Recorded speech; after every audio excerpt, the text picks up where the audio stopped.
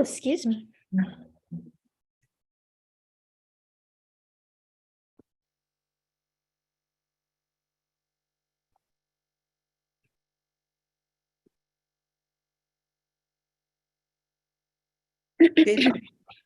Good evening to everyone. It's a pleasure and honor to have you here. I want to welcome you to our presentation tonight on the Maggie Walker Community Land Trust. Let me take a moment to introduce myself as well as our team. I am Candace Turner. I serve as the Director of Home Ownership for Maggie Walker Community Land Trust. And yes, thank you for using the chat. Please feel free to do so. I will take a moment to allow my colleagues to introduce themselves. Let's start with Flora, if you don't mind. Yeah, hi. My name is Flora Valdez-Tepena. I am the communications coordinator for the Maggie Walker CLT. I manage our Zoom meetings, events, email lists, social media, website, and other things like that. So it's good to see y'all here. Just wanted to do a quick reminder that when you're, if you're not a member of staff, when you're not speaking, please keep your camera turned off and your microphone muted using the camera and microphone buttons in Zoom. Thank you. April, thank you, Flora. April, would you like to introduce yourself? Hello, everyone. I am April Ward, the Homeowner Engagement Coordinator here at Maggie Walker, and I'm so glad to see everyone taking that first step towards home ownership. Awesome. Thank you, April. And Leah. Hi, everyone. My name is Leah. I'm currently the data analyst for Maggie Walker Community Land Trust in an AmeriCorps position. I mostly do intake, and I'm usually your first point of contact when you apply. So I look forward to helping everyone on their route to home ownership. You hear my dog in the background, but he's just a little itchy boy. So. All right. Thank you so much, Leah. And to piggyback off of what Leah just said, she would be your first point of contact. She is going to, if you choose to find out more. I'm sorry, did someone say something? Okay. If you choose to find out more about our program or turn in an application, Leah is going to be your first point of contact. You would then go to our next person, who unfortunately is not here tonight, but Elizabeth Munyon. She's the person that you would speak the most with about processing your application and moving forward if you do choose to purchase a home through our program. And then lastly, after purchasing is when you will meet April Ward, who you've already been introduced to. She works with our home buyers that are currently have purchased their home and are going through the process of getting acclimated to their home. And she follows up with our home buyers on any of their other needs. So again, welcome. We won't hold you long tonight, but we do have a lot of information to cover. Leah, next slide, please. Thank you. So what you see here are a few of our resources. And you see Catholic Charities Credit Counseling. The phone number and email address is there. That organization works with you to see how prepared you are for home ownership. They will help you with budgeting, help you run your numbers if you've never pulled your credit before. They have housing coaches and counselors that assist in doing that. On the right-hand side of this slide, you'll see the housing resource line. And that line will give you information about housing here in the Richmond area, as well as some other programs that support affordable housing in the neighborhood and in the community. Next slide, Leah. All right. This is our agenda tonight. We will cover and explain what a CLT is. We'll also go over details about our program. So we'll explain the difference between buying on the conventional market as well as what it is to purchase through a CLT. And CLT, you might find a lot of acronyms tonight, but CLT stands for Community Land Trust. And then lastly, we will discuss how to apply to the program. Next slide, Leah. Thank you. So we want to take some time to figure out who's here to put your voice and your thoughts into the room. Flora has so graciously put up a poll that we ask you to participate in. It's asking a little bit about yourself, and we will have polls throughout this presentation. So if you don't mind participating, we would really appreciate that. Let us know who you are.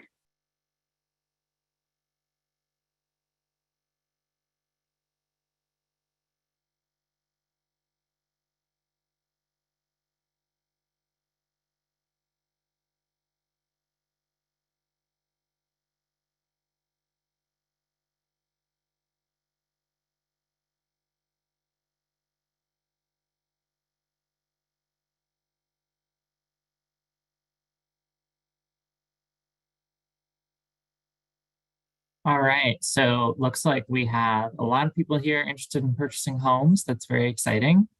A couple of realtors, a good number of interested citizens, a few folks who are involved in affordable housing, and as well as a few others. So good to see you all here. Thank you.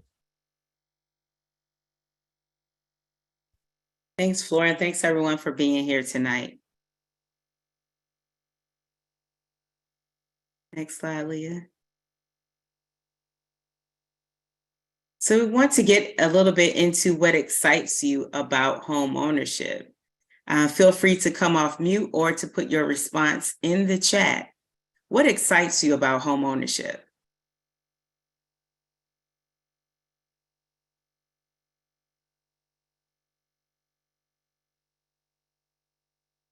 The ability to build a life. Thank you, William.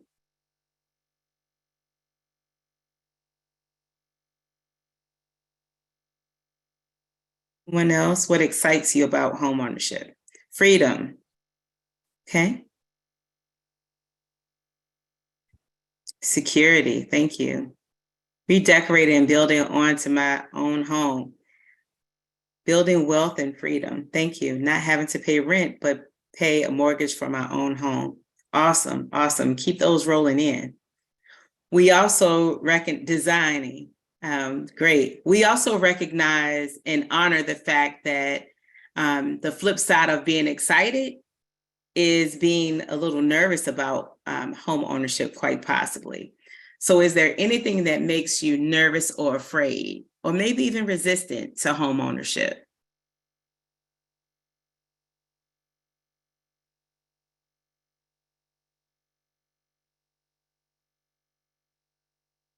I see a lot of positives. Not having to pay rent, owning the property, repairs. That's an honest one. Long-term mortgage commitment. Repairs, interest rates, absolutely, Shonda.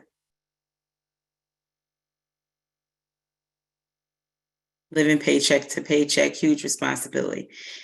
Yes, and the purpose of this is to show you that you're not alone in your feelings of excitement and if you're afraid or anxious about purchasing a home. Okay, so let's move on. Thank you for sharing. We want to give you a little bit of history about not just our organization, but also Maggie Walker, who she is and why she is our namesake. So I don't know if a lot of you are from Richmond, but Maggie Walker is indeed from Richmond, Virginia. She started in 1903, the Penny Savings Bank, right in the Jackson Ward area. And she's the first African-American woman to charter a bank and to preside over the bank in the US. Not only as a businesswoman and a bank owner, but her mission was to help families and to stress economic stability and mobility in the Richmond area. So she paved the way for not just growth of families and individuals, but even growth in the business sector as well. So we honor her in our work here, specifically because she thought it was important and deemed it valuable and worthy that women and families have a seat at the table, if not build their own table themselves, right? So we wanted to take a moment to honor Maggie Lena Walker as we are her namesake. Next slide, Leah. Okay, so there are two major roles in the CLT. You probably know our work through affordable housing. And we'll talk about that a little bit tonight, but we also operate the Richmond Land Bank. And the Richmond Land Bank puts vacant properties into strategic community use. And so those are the two branches, if you will, of the CLT, the Maggie Walker CLT. Next slide, please, Leah. Okay, so we'll talk a little bit about what a community land trust is and the history of a land trust. You can go on forward, Leah. Excuse me. Go back one slide if you don't mind. Yeah. So this is in fact covering a little bit. You see the sign there, New Community Incorporated, which was the first, started the movement through the civil rights movement. It was a grassroots movement that evolved out of the civil rights movement. And CLT started because Black citizens who were sharecroppers were kicked out of their homes if they were found to be registered voters. And so there were Black activists that got together, bought a farm with the intention to use the farmland, but they all put their money together in an effort to do so and to save the land. So the land was shared. And I actually have some history with that myself. My family in in Florida, my great uncle, he did the same thing with his children. He brought a big piece of land, split it between all the children, and no one can sell unless all of them decide.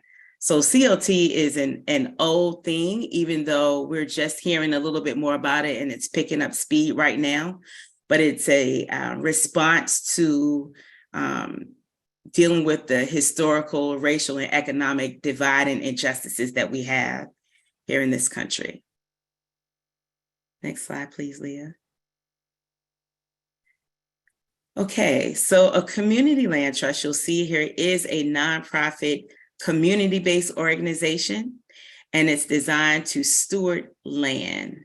Our primary use is long-term housing affordability, and CLTs do reduce the cost of home ownership and keep homes affordable over time for future buyers.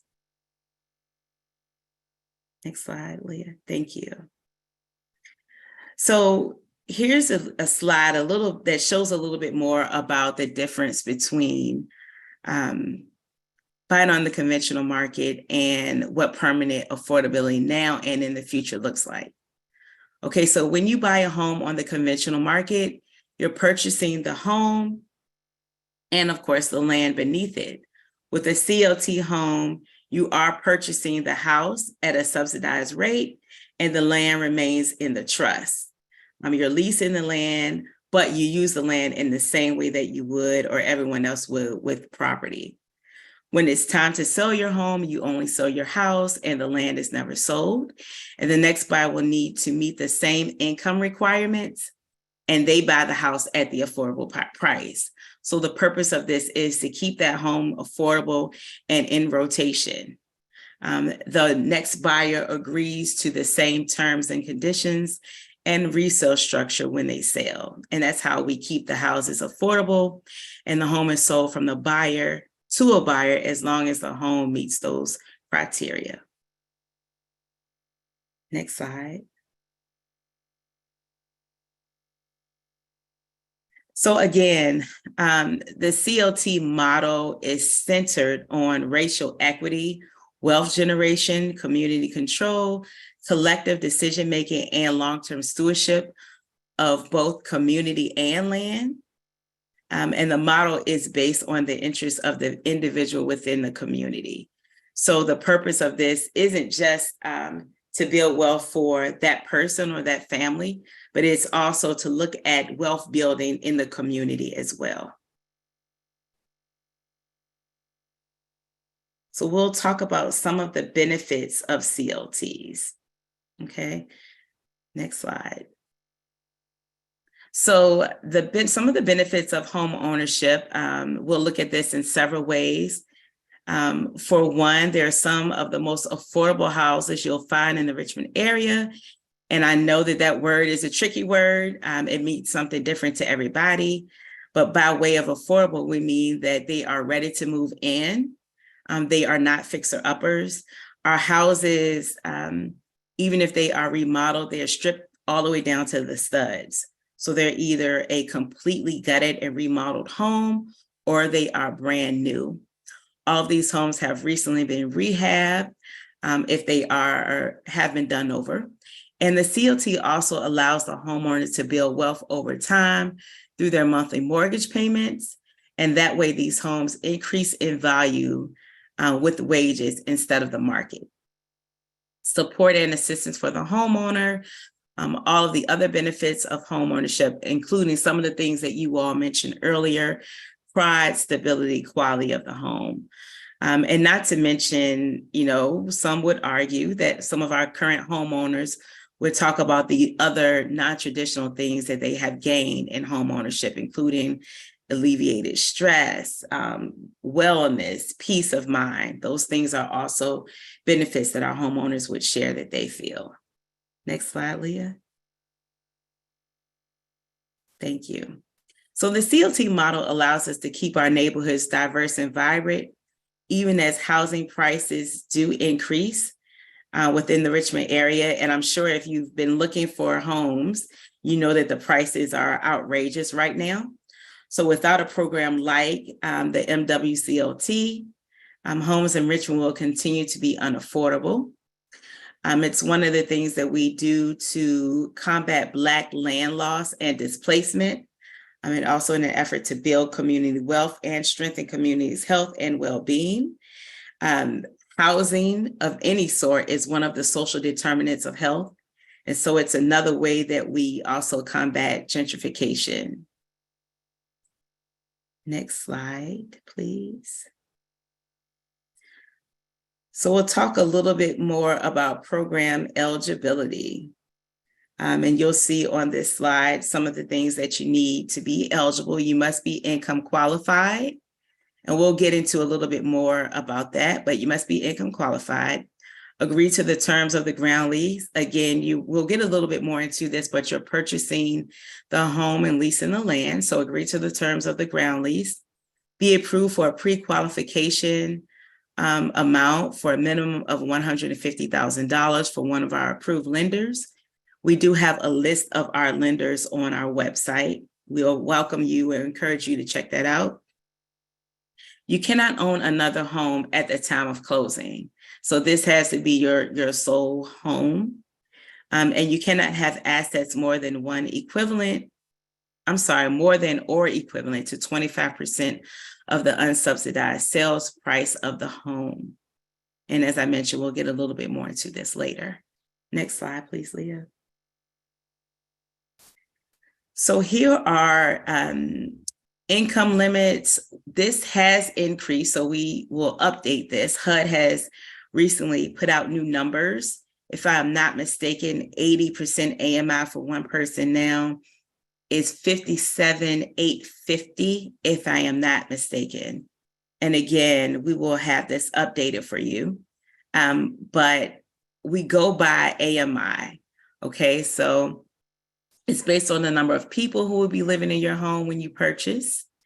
And you'll see how that breaks down to 2 income family limits and 3 people, et cetera, et cetera.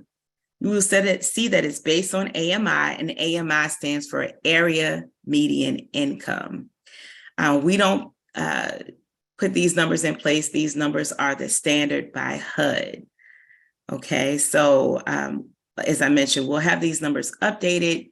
You can Google HUD income limits. Thank you, Tanya. You can Google HUD income limits, and that information will be there. So these are our standards. Thank you. I just put the updated income limits in the chat if anyone is curious about what they are currently. Thank you so much, Flora.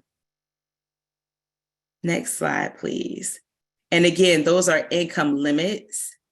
What you see here is the minimum, and then Flora has also put the limits to that. Thank you. Okay, what you see now is just a map of where our areas are. Thank you, Mary. Our areas are that we have homes currently. What we're also excited about is what you see in the right-hand bottom corner. And that is the Ettrick community. It is on the line between Petersburg and Chesterfield. We are building the very first subdivision in the United States in a community land trust. So I'm going to give us a round of applause for that. We're very excited about that.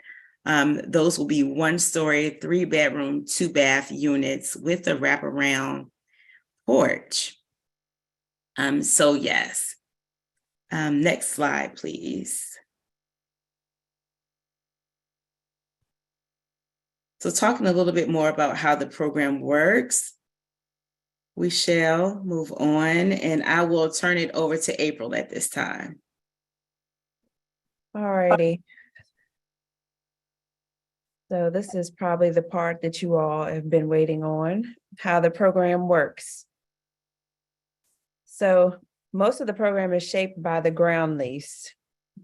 So we're going to go over some of those basics. The ground lease is the legal document that restricts the price that the home can be resold and ensures that the home remains affordable for at least 99 years. That's intended to go beyond your life or probably that of your children. It's fully inheritable. So your home can be passed down to anyone via your will or your heirs by state law. Now, the land trust, Maggie Walker Land Trust does provide wills for all buyers during the closing process, free of charge. If your heirs choose to live in the home as their full-time residents, they will either continue the current ground lease or may have the option of starting a new ground lease. If your heirs don't want to live in the home, then they have the option to sell it and get the same proceeds from the sale as they would have if you had sold it before you passed away. The ground lease is $100 a year, and you will be invoiced directly from Maggie Walker Community Land Trust at the beginning of the year. You can either pay the lease in one chunk of $100 or quarterly installments of $25 every 3 months. The board of directors can raise the ground lease fee in a year ending in a 0 or a 5, but they are limited to how much they can increase it. They are only allowed to increase it by the same rate as the increase in the consumer price index. And it can never exceed $250 a year.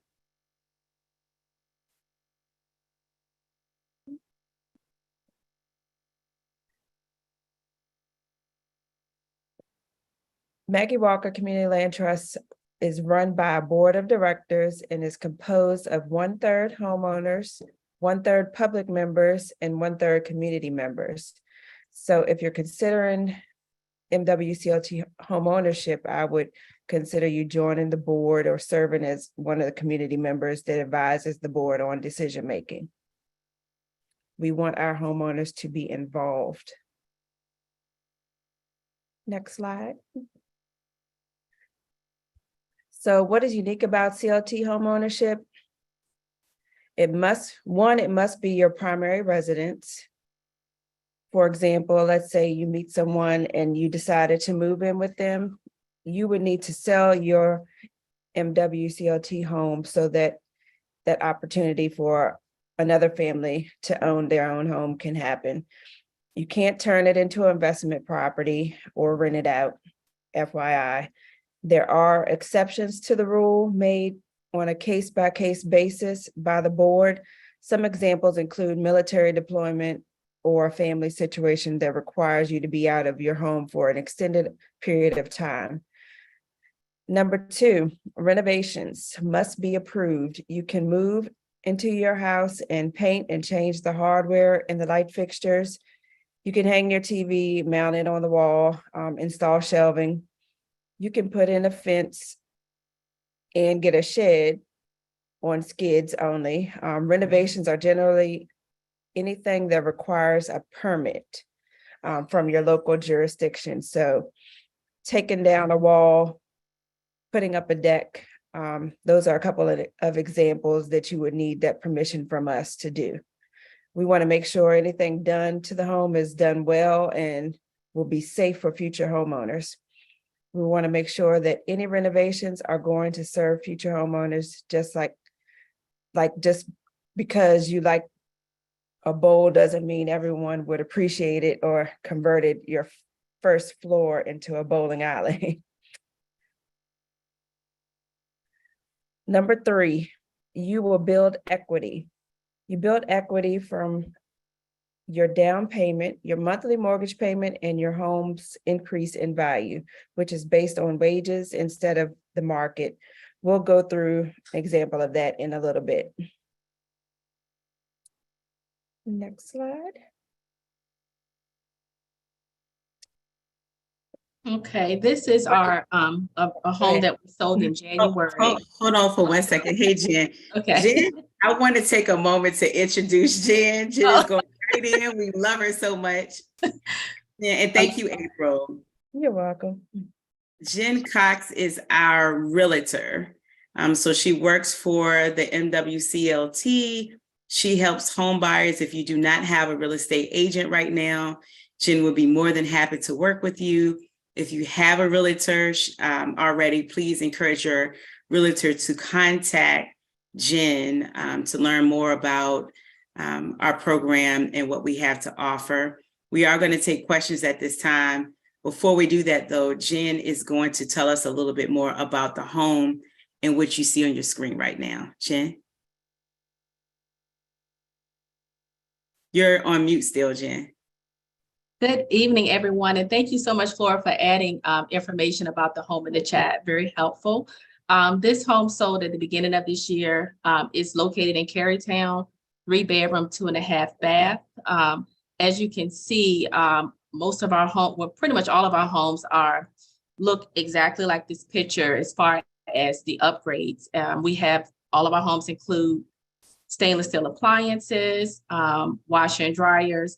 And I believe the square footage for this home was about, it should be in the chat, but this house sold for $165,000.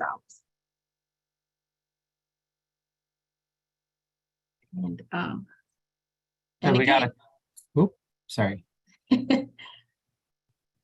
Okay, yeah, and there's a link in the chat to learn more about this home. All right, we got a question. Is there a direct number to all the MWCLT representatives here tonight? Yes. One of the last slides will have all our contact info on it. Yeah, and if you can't find one of our specific numbers, you can go on our website to our staff page and click on someone. You can find their phone number there, or you can call our main number, which is 804-718-0135. And select the option that fits best with what you're looking for. Another question, let's see. Are 3 bedrooms the limit? So this is a question about the size of the homes that we offer. Right now, we have 2-bedroom and 3-bedroom homes. We don't have anything larger than that right now, unfortunately. Thank you. And then Shonda asked, do these communities have HOAs?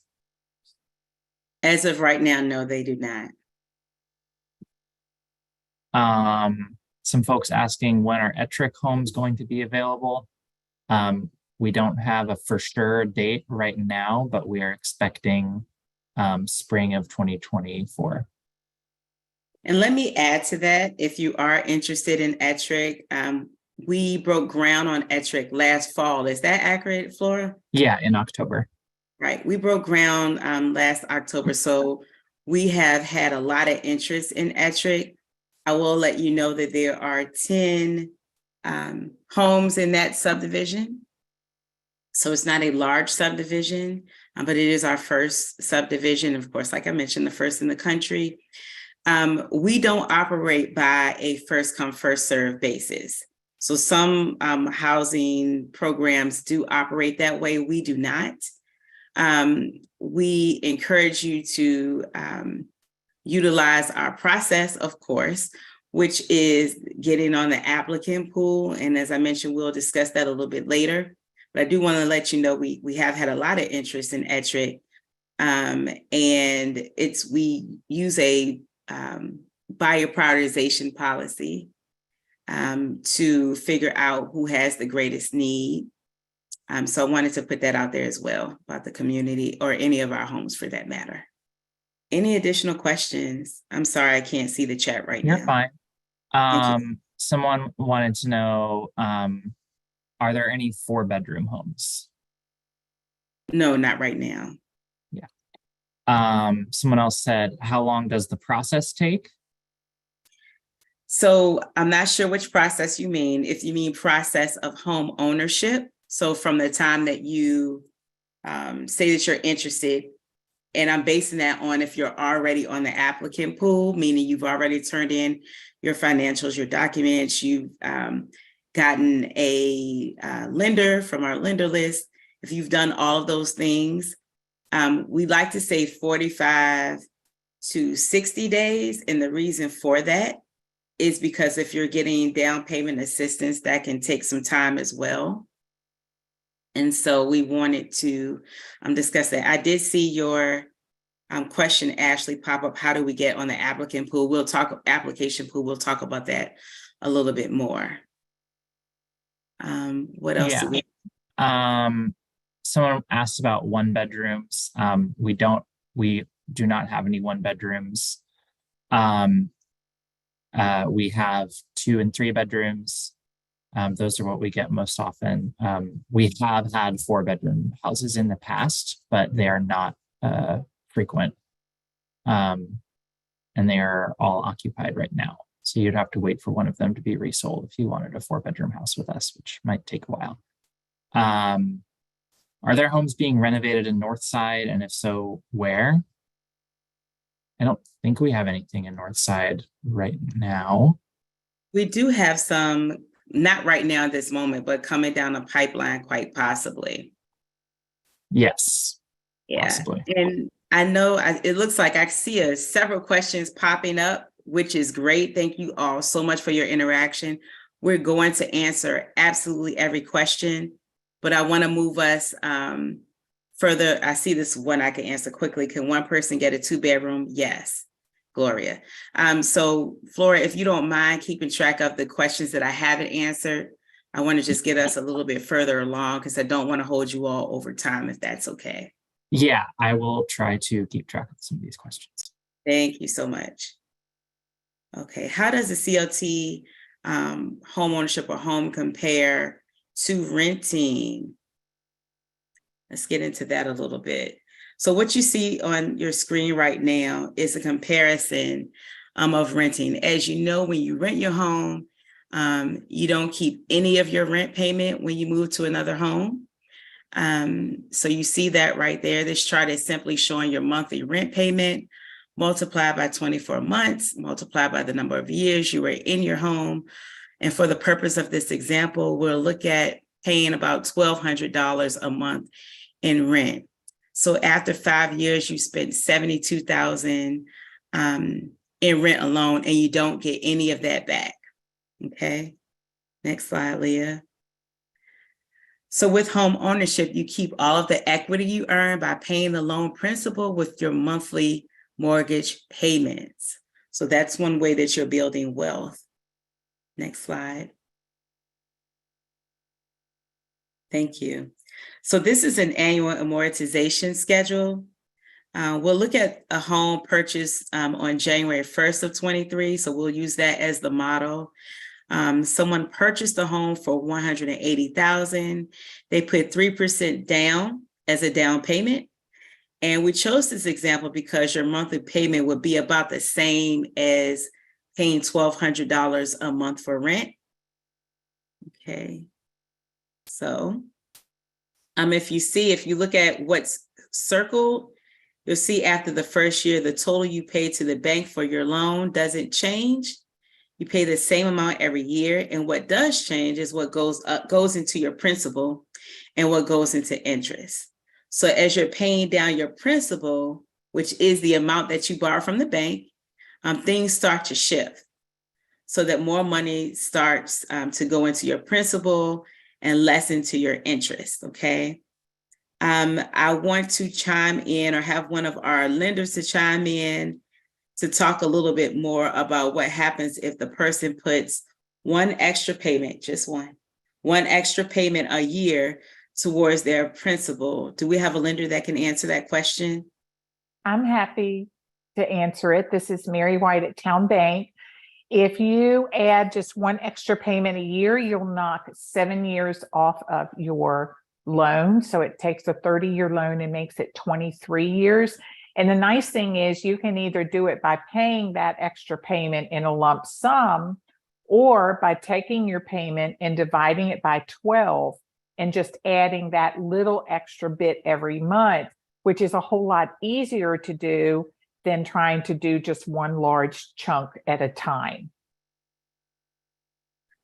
Thank you for that, Mary. And again, for the people in the back, hopefully you heard that you're saving money. The goal of this of home ownership is to save money and to pay down that loan or pay down that principal sooner than later. Okay. So again, for the purpose of this example, we're assuming, though we aren't assuming any extra payments, this person is just paying the mortgage on time and just the amount due. In 5 years, they would have accrued $14,709 in equity just from paying on time, not inclusive of the extra lump payment, okay? So if the buyer were to sell at this point, they would have that $14,000, a little over $14,000, almost $15,000 of equity that they've paid into the house instead of paying into the rent, plus the increase in the value of the house based on the increase of AMI over those 5 years. And again, AMI is area median income. Next slide, please, Leah. So again, here's a graphic that shows how your mortgage works. The big blue box represents what you would be paying to the bank each month for your loan. It's the same concept if your monthly mortgage payment is just a little smaller. And then in year 2, most of your money is going into interest, with about a fourth going towards your principal. Next slide. Thank you. So in year 15, you're paying the same amount over the course of the year, but now about half is going into your principal and half into interest. Next slide. And as you can see, over time, it changes. So by year 25, assuming you still have a mortgage, you don't get penalized for paying your mortgage ahead of time. And this is if you didn't pay that extra payment, most of your money is now going towards your principal. And these concepts hold true for most mortgages, not just mortgages through Maggie Walker or through a community land trust. What you'll realize, next slide, if you don't mind, Leah, thank you. What you'll realize, and this is for our whole team, is whether you purchase through Maggie Walker Community Land Trust or another route, everyone on our team, including Jen Cox, we're here to support your goal of home ownership. If that's something that you want for yourself, we're here to support you in doing that. Yes, we're part of the CLT, but the other part of us is having a passion to help people's dream come true, okay? So with the loan payment, so far we've only been talking about the money you've borrowed from the bank. Another part of your monthly mortgage payment is called escrow, okay? So as a homeowner, you also have to pay for insurance and taxes. And usually these are due every 6 months, and they can be a good large sum, right? The bank wants to make sure you pay both your taxes and your insurance, because of course, if you don't, you could lose your house, and we don't want that. So instead of making you pay it twice a year in big lump sums, they divide up those payments into an amount you can pay monthly. That becomes part of your monthly payment, mortgage payment, and goes into what's called an escrow account. And then the bank uses your escrow account to pay the insurance company and the city or county where you live for your taxes. Okay. The green box is your escrow. So that's where your taxes and your insurance are held. And while what you're paying to the bank for your loan doesn't change, your insurance and taxes can fluctuate. This is what can make your monthly payment go up or down from year to year, but it won't fluctuate as much as rent would over time. We know that once you pay rent each year, that goes up an increasingly alarming number. Okay, so it won't fluctuate that much over time. Next slide, please.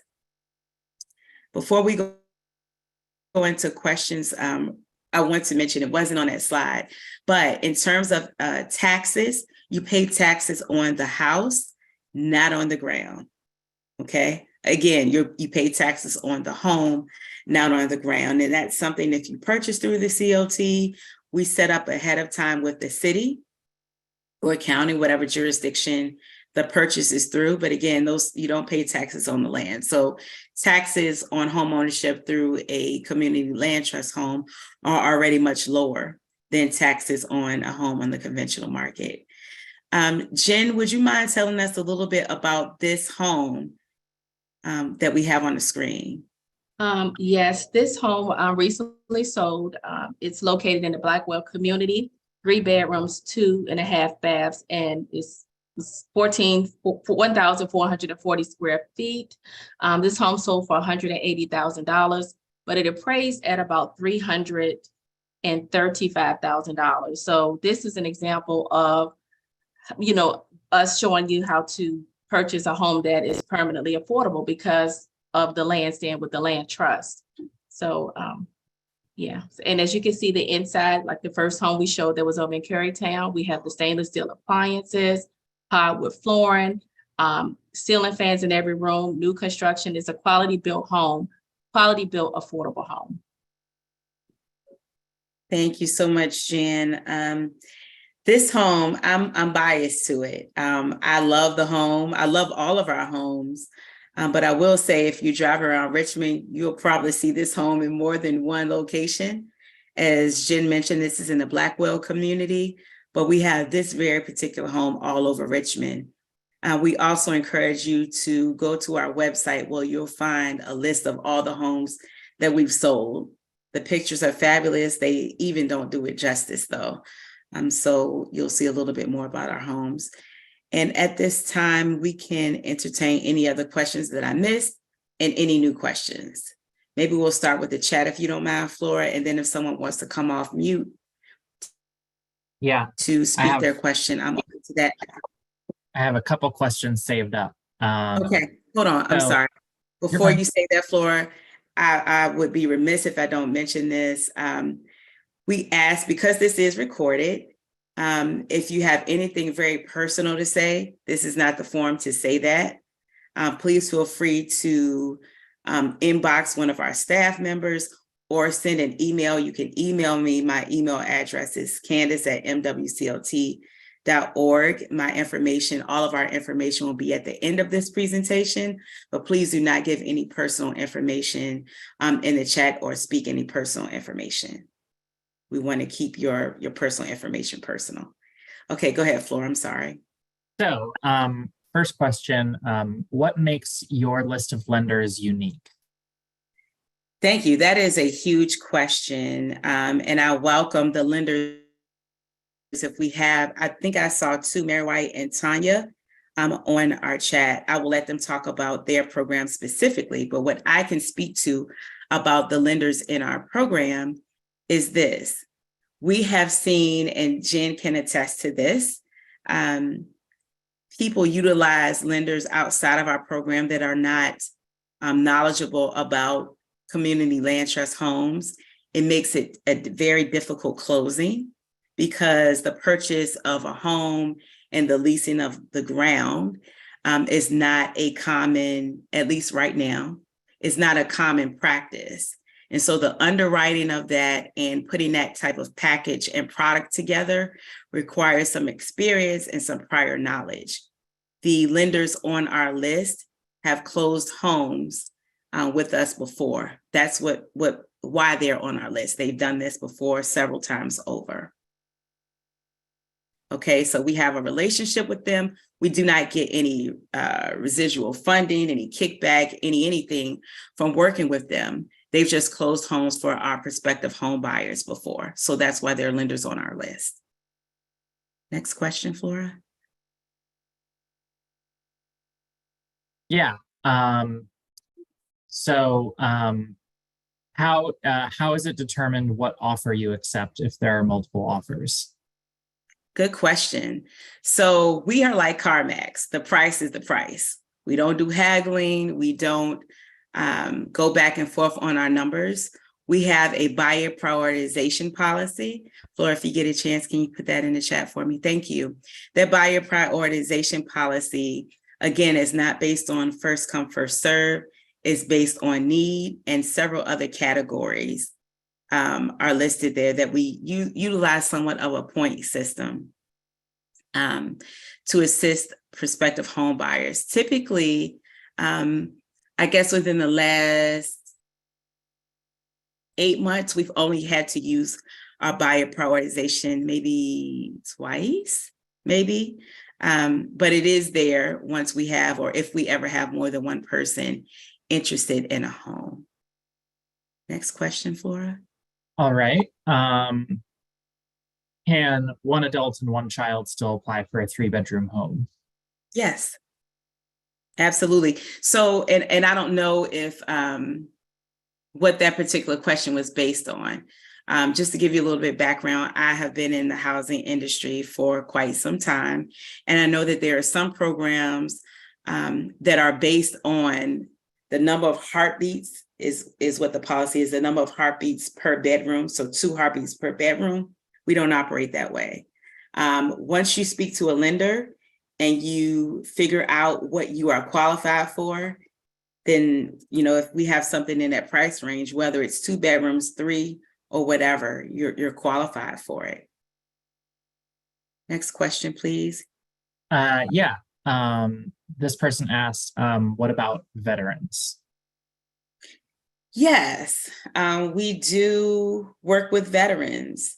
And Jen, well, I'll let Tanya speak to this. Tanya Irizarry is on the call. She's with the Department of Commerce Credit Union, and I'm going to put that over to Tanya specifically because she is working with a veteran right now who's purchasing. So yes, we do work with veterans. Tanya, maybe you can speak a little bit about your product and if you have anything in particular to say about working with veterans who are interested in home ownership.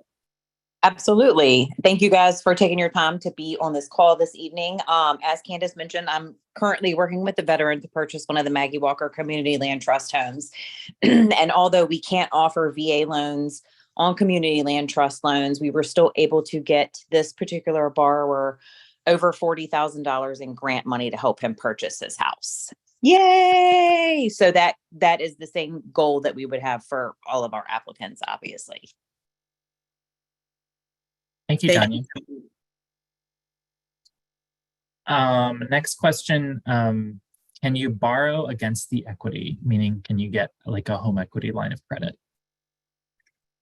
So right now, we have not had any of our homeowners to do that as of yet. That is an area that we are working on trying to figure out. So I don't have an answer to that right now. I can't tell you yes or no because we haven't worked through the nuts and bolts of that answer quite yet. How often are homes available? Is there usually a waiting list? So waiting list, yes. But let me explain that a little bit, and Leah will talk a little bit more about that later in the presentation. But the waiting list is a waiting list not based on like number 1, 2, 3, 4, right? So what happens is once a house becomes available, after you've already turned in everything that's needed, you then go into our applicant pool. What then happens is we send out an email. Let's say house at 123 Alphabet Street. We'll say 123 Alphabet Street is the house on your screen right now. Let's say that house becomes available.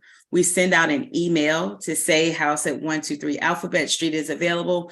If you're interested, please contact us via email. Let us know that you're interested. We'll contact Jen and set up something for you to view the house.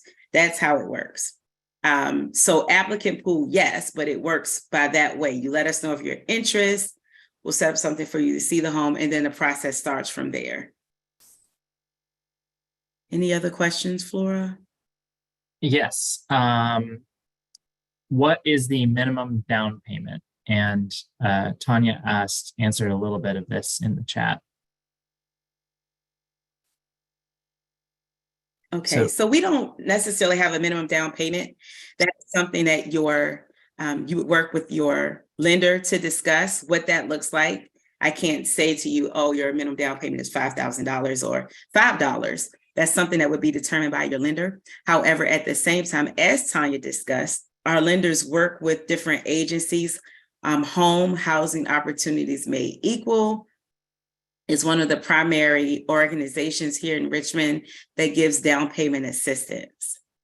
And as Tanya mentioned, she's working with a client that really got a good down payment that we're really excited about. So yes, we don't offer that assistance, but we partner with other agencies that do.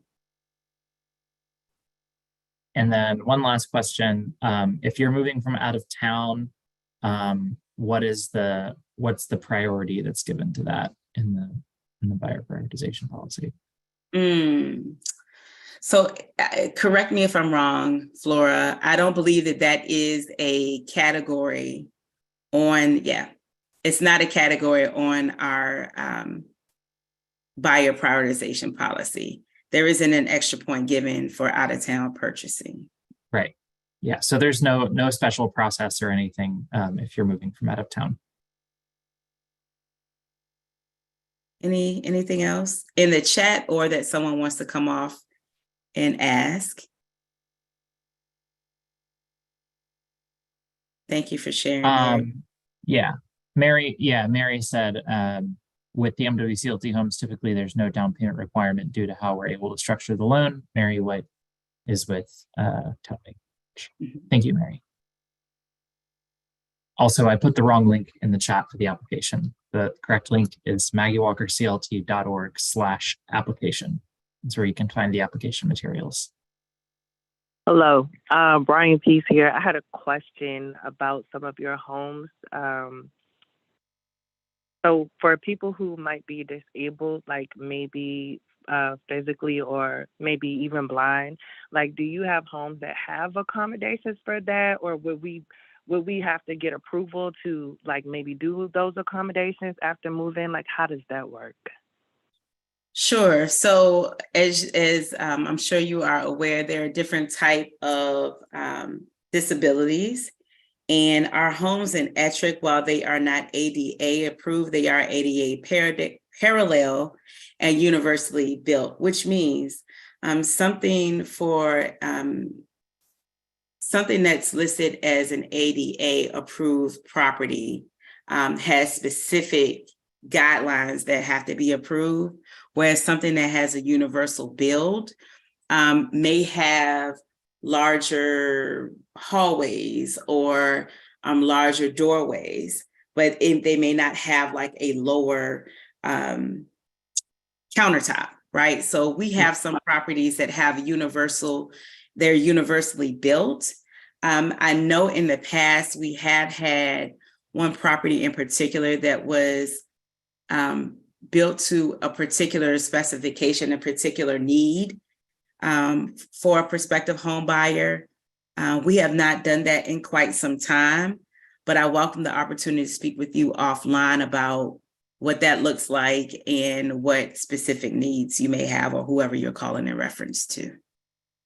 Awesome. Thank you so much. You're welcome. And then there's a couple folks asking in chat if they apply now, if it would be possible to get it home by November. So I'll be honest with you. Thank you for your question. I'll be honest with you. I'm very hesitant to give timeframes because there's so many elements of what goes into purchasing a home, whether it's through CLT or another route to home ownership. What month is this? This is June, so July, August, September, October, November. That's 5 months. It seems like it's enough time, but I am very cautious to give you a time frame because of all the factors on the table. And then Shawana asked if there are homes in the Colonial Heights area. Currently, the only homes that we're working on in that area are in that Ettrick Landing subdivision that we talked about earlier. Correct. Sorry for the background noise. I think I saw, before we move on, the last thing, homes in South Richmond area. Not right now at this time. The last home that we had in South Richmond was that one listed there. I'm in Blackwell. And let me say this, which might be helpful, because I know it's one of the questions that we get often about where are the homes. Once you get on that waiting list, we then send out the email to say where the homes are. Part of that is because we're building and renovating all the time. And as you all know, in the construction process, we may think the house is going to be ready one day, and it may be ready, a week, 2 weeks, a month, or another month after that. Okay. Yeah. So it takes some time. And so once you get in that applicant pool is when we shoot out the email. There is no application fee, Ashley. We shoot out the email to say the houses that are available. Yeah. And Shawana asked that if the Ettrick homes will be available in 2023/2024. It's definitely 2024. We're not going to have any ready by the end of the year. And then, but we do have, there are 2 homes that are under construction and under rehabilitation right now that are in Southside. And I don't know when those are going to be completed, but I know that work is progressing on those. Correct. But we don't have a date for you. We don't have a date, right? But there's also several more in the pipeline further down the line. Yeah, we definitely have several homes, which is a blessing, coming all over Richmond, to be quite honest. But they're in different stages of development, right? So let me say one more thing before we move on. Again, I'm trying to make sure we're on time here. In terms of moving forward with everything in that application pool, we do have people that have been on the waiting list for quite some time, not because of anything they've done, but there are people that may be waiting for something in particular or a particular area. So, I don't want anyone to get anxious about, oh my gosh, there's a waiting list and I need to hurry up, right? I mean, it would be nice for you to get on a waiting list so that you can see what's out there, but you're not, people are waiting for what it is that they're interested in. Some things you may or may not be interested in, okay? All right, let's move forward and then we'll catch the rest of the questions on the other end. Thank you all for being so engaged and having your questions. We'll definitely answer them. So you're responsible for all of the taxes on the house, but not the land. I did discuss this a little bit earlier. Taxes are deductible if you itemize your tax return. So again, as I mentioned, we also operate the land bank, and the land bank in and of itself is tax exempt. And there is also state legislation that says that CLT homeowners cannot be taxed on the full market value of the home. They can only be taxed on what they can sell the home for according to the ground lease. And this is another affordability feature, specifically in high value real estate markets. So that's a good point in terms of saving some money there with taxes. Next slide, please. Okay, so you are responsible for the upkeep of your land, mowing the land and taking care of dead trees, etc. You're responsible for any necessary maintenance, and we have examples of that there. Next slide. So what happens when you sell your CLT home? And this is where you want to really pay some attention. We'll go through it kind of quickly, where you're going to go through, we're going to use an example of show you a little bit more about the resale formula. So when you sell your home, you are entitled to get back your cash equity, earned equity, and your home's increase in value. So of course, your cash equity is your down payment. Your earned equity is the loan principal you pay off by making your monthly mortgage payments. We talked about that a little bit earlier. So that principal piece that you pay off, you get that back, and your home's increase in value. And of course, this is based on a percentage increase in area incomes while you own your home. So we're back to that AMI. Next slide. Okay, so this is another one of our homes, earlier homes, in fact, in the Randolph community. And as you can see, we have different shapes, sizes, and colors of homes. This home appraised for $261,000 or $261,200 and was sold for $180,000 through subsidies.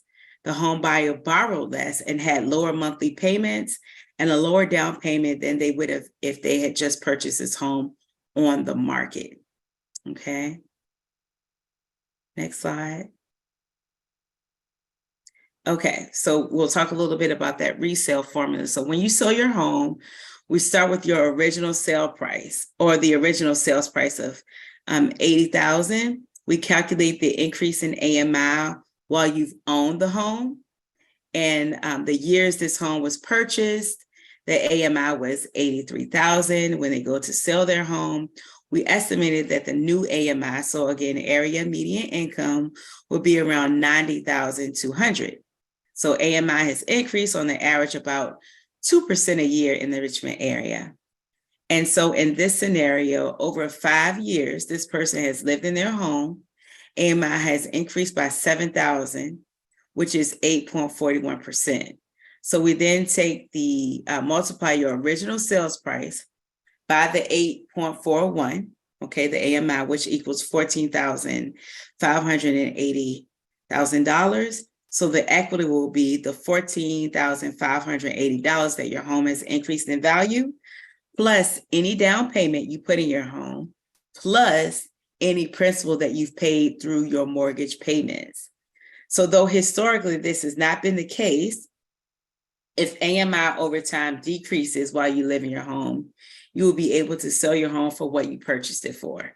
But the likelihood of AMI decreasing is slim to none, okay? Thank you. And so as a reminder, we're looking at that amortization schedule. As a reminder, this is the example that we went through earlier, but the homeowner has accrued, if you look at the numbers there, $16,225,000 just by paying their monthly mortgage payment.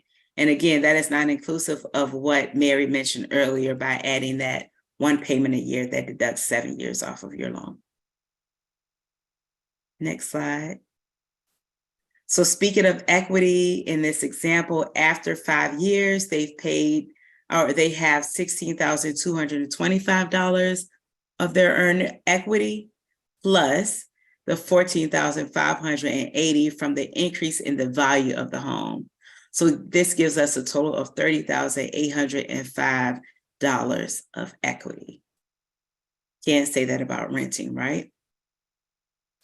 Next slide, please. Thank you, Leah. So if a person had been renting, right, over the same 5 years, they would have spent $72,500 in rent. Instead, this person has accrued almost $30,000. Next slide. So here's something for you to note about CLT homes. Passing on the gift. So the CLT model makes it possible to keep this home affordable for future families who may be in the same economic situation as the purchaser. And again, we take that original sales price of the $180,000, using that as an example. We add on the $14,580 from the increase in the value of the home. And then the home will resell for about $194,580 plus some fees. Now, if you recall, Jen mentioned the increase in value. And maybe Mary, you can speak to this. We have a home that just recently sold for $205,000. And what was that home assessed at, Mary? Oh, gosh. You would ask me that. If you can hang on one second, I can go to his file real quickly and pull I up want to the, say it is assessed for 314.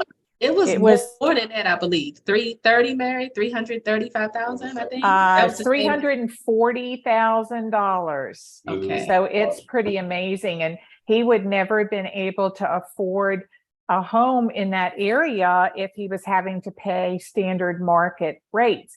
And we were able to get him one grant for $12,750 and another one for 2% of the sales price. So that's pretty cool. Thank you, Mary. Thank you so much.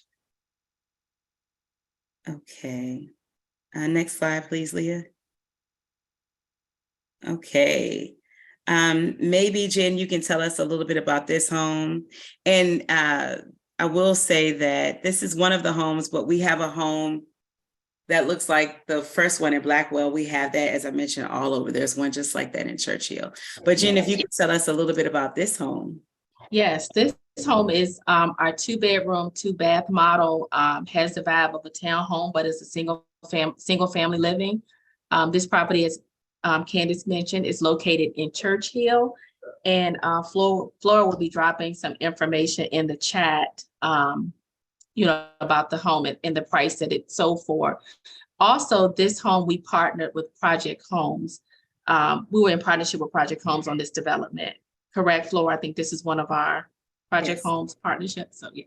And we sold this property, I believe, earlier this year. So we're selling so many, they're all running together, which is a good thing. So thank you so much, Flora, for dropping that info in the chat. It's very helpful. Yeah, and it sold for $190,000, which, if you know Churchill, is an incredible, incredible price. And also the land for this home came to us, as well as I think the previous home that we saw, the land came to us through the Richmond Land Bank program. Yes, it did. There were a couple questions in the interim that I answered in the chat, but I will answer again out loud. Someone asked, do you need to make an appointment to apply? No, you don't. Someone asked if we have ranch homes. We do have a lot of one-story homes in Chesterfield and Rico that are currently occupied. But that's a type of home that we see a lot out in those places, not so much in the city itself, but especially in the counties, yes. And the Ettrick community is all one-story property. Yes, yeah, those are all going to be one-story as well. And can we take this class more than once? And I said, you can, but there's also going to be a recording of this session available for you afterward, if you want to watch it again so you can make sure you get everything. Are you affiliated with the Better Housing Program also? No, we're not affiliated with Better Housing Coalition. No, different organization. Thank you, Flora. Any additional questions? Okay. Seeing none, we will move on. Seeing and hearing none, we will move on. Okay, here's the part, as April said earlier, that you're also been waiting for. It is how to apply for a Maggie Walker home. Drum roll. Blah, blah, blah, blah, blah, blah. There you go. All right. You'll see go back for me. Thank you. Sorry. You're gonna take over this part? No, please feel free. No. I'm okay. It doesn't matter. I was just sorry, you guys, my Wi-Fi had cut out randomly, and that's why we lost track of the presentation, but we're back. It's all good. Hopefully we have no more random Wi-Fi problems on this side. Okay, I guess I can go, unless my Wi-Fi cuts out, and then Candace will take over for me. So here's just a diagram of the steps of doing this process. So congratulations, everyone. You've completed the first step, which is attending an info session like you did tonight. It was free, thank God. And thank our funders, Truist, for helping us do this. And it just goes through all the steps that I'm going to cover in the next few slides. This is just really handy dandy. You can refer to this on our website as well if you like to just, have like a little checklist that's pretty fun to look at. So here's a list of the lenders that we work with. Chesapeake Bank, Fulton, Town Bank, Department of Commerce, CNF Mortgage Corporation, Virginia Credit Union. I think most of these banks we've closed successfully with. So these loan officers have a track record of working with CLT and know what they're doing. But right now this list is growing because everyone wants to lend to CLT. So I'm sure you might get marketed other loan officers or institutions that also lend to CLT properties as well. I want to speak on that a little bit. Thank you for sharing that, Leah. There are several other banks that do offer lending to CLT properties, newer banks that have just gone through a program with Virginia Housing to be able to lend. These are banks, with the exception of one. We've worked with all of them in closing loans for our prospective home buyers. So that's why we have these listed, because we've worked with them in the past. But yes, there are other lenders, but we've worked with these. I just wanted to note that. Thank you, Leah. Yeah, of course. Thanks for chiming in. Oh gosh, I have this little thing up here. Okay, so the first thing you needed to do was attend this info session like you're doing tonight. So congratulations again, everyone, for being present. The second thing on this list is you should apply for a mortgage pre-qualification through one of those approved lenders that were just listed in that great infographic. So we request that your pre-qualification plus your down payment and any grants must total at least $150,000 to qualify. We really haven't seen houses dip below this price in the last 2 years. So we thought it was just a great idea to increase it from our original, I think, 130,000. The market has changed quite a bit since COVID. So that is the reason for that. But if you are facing any difficulty while applying, do not hesitate to contact our team for solutions. We usually try to recommend you to credit counseling or financial counseling.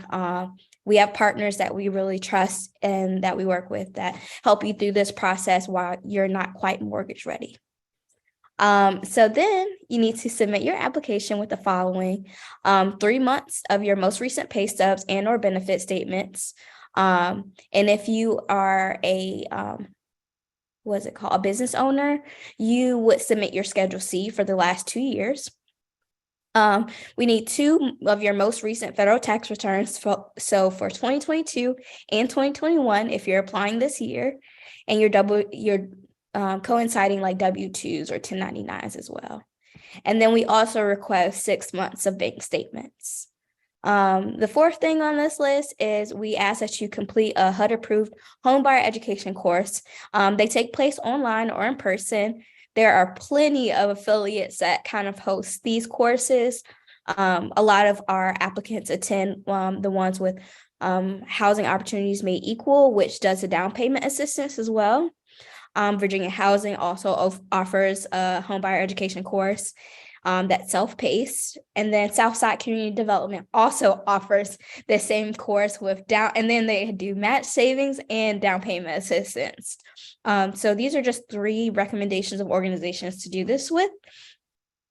And then last but not least, everyone's favorite part, for most, not everyone gets accepted, but you receive your eligibility eligibility confirmation or denial email. And that's usually after maybe about a week or 2 of ongoing communication with our team about the status of your application. And usually we will, I don't think we've ever not told anyone why they've been denied. But yeah, we will get back to you, kind of let you know your status, and then you enter our applicant pool.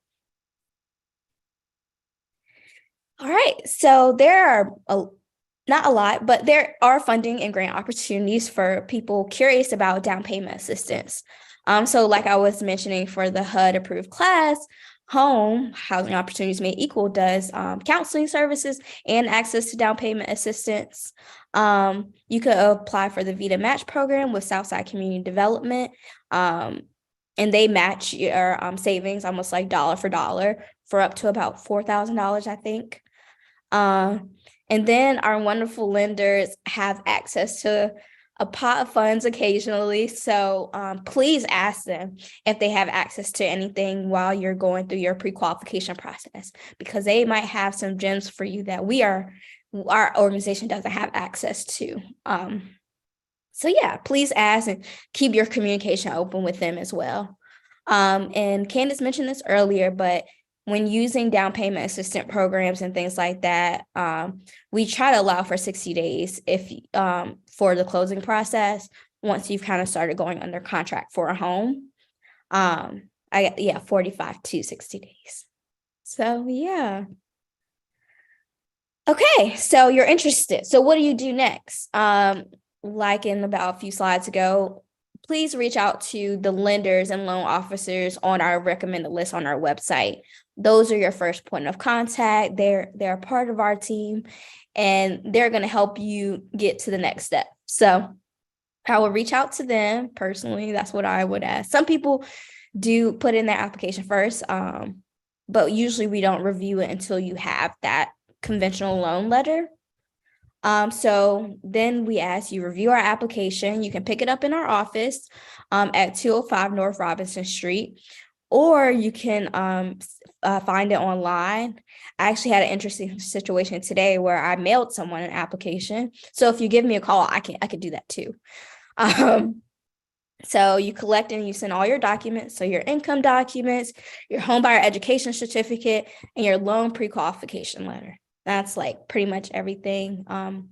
We ask like for your income documents, bank statements, investment statements, things like that. All that is included in income.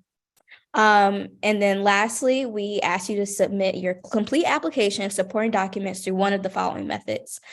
So you can scan it and email it. Email your supporting documents to applications@mwclt.org, not .og. As is written up here, but we'll fix that later. Or you can scan it and fax it to 804-915-8946. You can call that number, which is my contact, to confirm that I have received it. Sometimes our fax situation is a little funky, but it's been getting better in recent weeks. Or you can mail or drop it off hard copies to our office. So 205 and 203 North Robinson are connected. So if someone's not at 205, someone likely is at 203 Monday through Thursday, preferably, because that's when our office is open. Yeah, anyone from the team want to chime in, and if I miss anything, I'm welcome to that as well. Thank you, Leah. Thank you so much for explaining that. I wanted to take a moment to mention, I know that it seems like a lot in terms of what we ask for, the needed documents. I will say that the documents that we ask for are typically the same documents that your lender would ask for. So in just good practice, getting those documents together, I'm sure Tanya or Mary can attest that they ask for the same information as well. On here, we have the same resources, credit counseling and the housing resource line. So they're there for you. And then that last slide, Leah, is where we have our contact information. Candace, who you just heard from, is Leah. You heard from April earlier, and you've heard from Flora throughout the presentation. Jen, if you don't mind coming off mute, I'm so sorry that your information is not there. But if you want to, actually, JenCoxRealty.com. Am I correct? It's Jen at JenCoxRealty.com. Thank you. So Jen at JenCoxRealty. You're welcome. Thank you. Jen at JenCoxRealty.com, but her website is JenCoxRealty.com. You can find her there. As I mentioned, if there's something personal that you want to ask any of us, or if you want your realtor to contact Jen, her information, we just discussed. Before we exit, thank you for your time, for your patience, for your energy. We have, I believe, Flora, some final questions. Do we have? I have not seen any in the chat. Okay. Oh, So but we have the poll. Yeah. Yes. Yes. So before we go into the poll, last chance, are there any questions, comments, concerns? Okay. Flora has some great. Question. Okay. Yeah. Sorry. For people who called in, how do we access the poll? There's no, it's not required. There's no requirement. It's just optional. Okay. Yeah. All right, So awesome. don't worry about it. I will try to make sure that you receive the follow-up email with all of the slides and the recording and everything. Well, thank you. Yeah, of course. Yeah, this is a quick optional poll and quiz with just a few questions about everything we've gone over tonight. It's not required, it is not graded, it's not part of your application, it's just to see how well we have done in conveying this information. So take a few minutes to fill it out. And while we're doing that, if anyone has any questions, please feel free to say so in the chat or come off mute. And with that being said, while you're answering the questions, making sure that you scroll down, there are 4 questions. So make sure you scroll down. I can't recognize that, but I know that someone came off mute that's on the phone. I don't know how many people are on the phone, but to the person that's on the phone, if you don't mind putting your name in the chat so that we can record that you're here. If you're in fact interested in being in the applicant pool, as Leah mentioned, part of being in the applicant pool is the completion of the info session. So we want to count you here if that's something that you're interested in. Otherwise, don't worry about it. But if you would like to move further in the process, thank you. Put your name in the chat if we don't have your name already. And there's a phone number. You have it, Laura? We should have everyone, if you registered for the session, we have your name, we have your email, we should have your phone number if you filled out the phone number column in the registration form. Yeah. So we should have all the information. We should have all the information we need. Thank you so much. So no need to put your names in the chat, everyone. You're okay. No, I was speaking to the person without a name on the phone. I apologize for the confusion.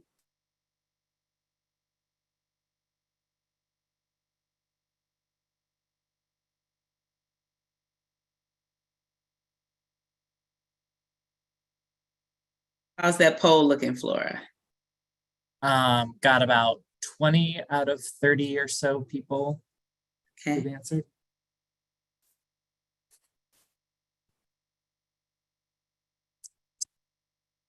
If you don't see the poll, no worries, it's not required. Yeah.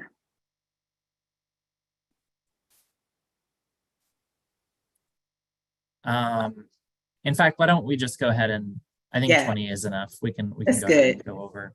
Thanks. Yeah. So we got a good amount of people who said yes, they're planning on submitting right away. Some who are saying soon. And one person who said not right now, maybe in the future. No worries. Again, here's our contact information if you want to reach out. So first question of the quiz. True or false, MWCLT homes are fully inheritable. They can be passed down to your heirs regardless of income as long as they'll use the property as their primary residence. That's true. And looks like 19 out of 20 people got that right. So good job there. Next question, what equity will you get back when you sell your MWCLT home? Your down payment, the loan principal you paid off through your monthly mortgage payments, your home's increase in value, or all of the above? All of the above is correct. So good job, everyone, on that one. I think that's the first 100% we've gotten where everyone got it right. And then finally, how do MWCLT homes increase in value? Based on the market rate appraisal, based on the increase in the Richmond area median income, or they do not increase in value?